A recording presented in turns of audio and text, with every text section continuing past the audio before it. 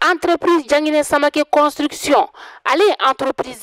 entreprise mini analendo malien de uni tungarange ulafiyali kama sojoko la maa min be no I ka dugukolo b'i bolo I b'a fɛ k'a jɔ ka sɔrɔ I ma tɔɔrɔ I ma degun ni ka asɔrɔ la I jigi kɛ entreprise DSC Construction ale a bɛ nimisi wasa ni ka o di ma dugukolo b'i bolo a plan bɔcogo o t'i kɔnɔ entreprise Jangine Samake Construction me so plan ni ka olu bɔ BTP u b'o kɛ o bɛ topographie ni ka o fɛnɛ kɛ o ta bannen dɛ maa min be yen nɔ ko so jɔlen bannen b'i bolo luwansew de b'a kɔnɔna la I tɛ fɛ I ni luwansew ka se ɲɔgɔn ma so sarako la o tuma la entreprise Jangine Samake Construction be ta I ka so luwansew minɛ ni ka n'a d'i ma fo I sigiyɔrɔ la ka sɔrɔ I ma gɛlɛya ni ka o sɔrɔ a la aw maa minnu fɛnɛ be yen nɔ aw bɛ fɛ k'aw ka so k'a jɔ ka kɛ villa simple ye k'a kɛ étage duplex ye ka plan ɲɛnamaba bɔ a la entreprise Jangine Samake Construction u nalen do o bɛɛ lajɛlen kama o tuma la sa aw bɛ ka mun de kɔnɔ n'aw ka nɛgɛjuru sira ni ka o banba 70 41 27 59 walima 66 23 18 58 u sigiyɔrɔ bɛnnen filɛ Moribabugu k'a gun station Orix yɛrɛ la coye entreprise Jangine Samake Construction o tuma la olu ka laɲini tɛ fosi ye ka se ka maaw nimisi wasa sojɔ ɲuman ko la.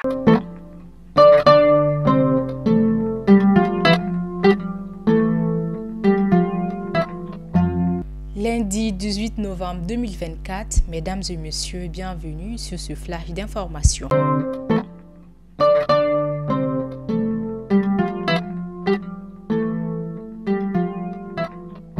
Vendredi 15 novembre 2024, le camp de la mission multidimensionnelle intégrée des Nations Unies pour la stabilisation au Mali à Bamako a été rétrocédé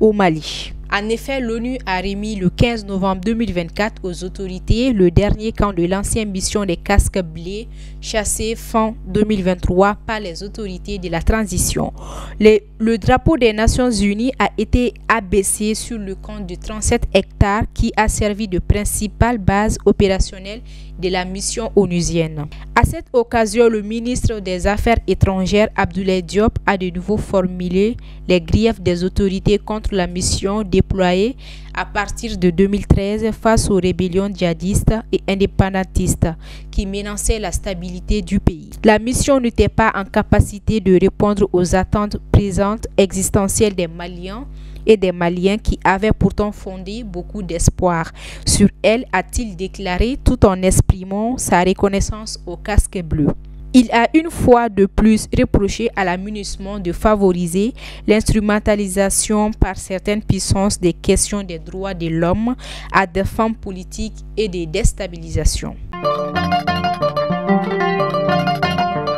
Lors de la troisième séance plénière de la session tenue le jeudi 14 novembre 2024 à la salle Djeli Baba Sissoko du Centre international des conférences de Bamako CICB, les membres du Conseil national de transition ont adopté à l'unanimité le projet de loi ratifiant l'ordonnance numéro 2024-009 PTRM du 13 août 2024 portant création de la société Mali Airlines SA. Ce projet de loi initié par le ministre des Transports et des Infrastructures et adopté en Conseil des ministres lors de la séance du 31 juillet 2024 vise à renforcer la connectivité aérienne du Mali, tant au niveau national qu'international. L'objectif principal est d'assurer le désenclavement du pays en offrant des services aériens réguliers couvrant des trajets courts, moyens et longs courriers, tout en garantissant des conditions optimales de sécurité et de sûreté. Le samedi 16 novembre 2024, des individus armés, probablement des terroristes, ont incendié des champs de riz dans le cercle de Nyono, dans la région de Ségou, menaçant ainsi la récolte de riz dans cette zone agricole du Mali. L'incident a eu lieu vers 17 h dans le secteur ND5 de l'Office du Niger, une zone capitale pour la production de riz. Les habitants de la région ont exprimé leurs inquiétudes et lancent un appel aux autorités pour intervenir et assurer leur sécurité, afin qu'ils puissent achever les moissons sans craindre de nouvelles attaques. Hors de nos frontières, au Sénégal, fin d'une campagne sous tension pour les législatives.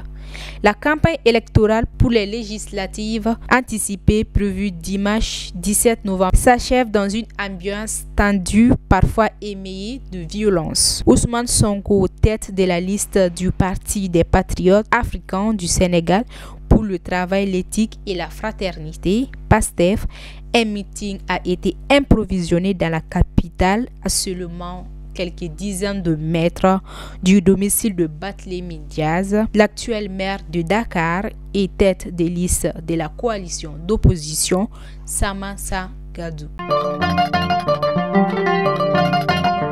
À la fin de cette information, au Gabon, clôture des votes sur la nouvelle constitution.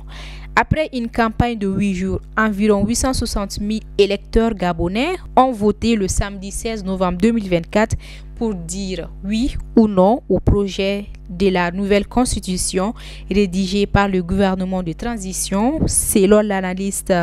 politique Lisiane Neuer. Ce référendum est un test pour les autorités issues du coup d'État qui ont promis de restaurer les institutions et de rendre le pouvoir aux civils. Elle appelle ses compatriotes à voter massivement.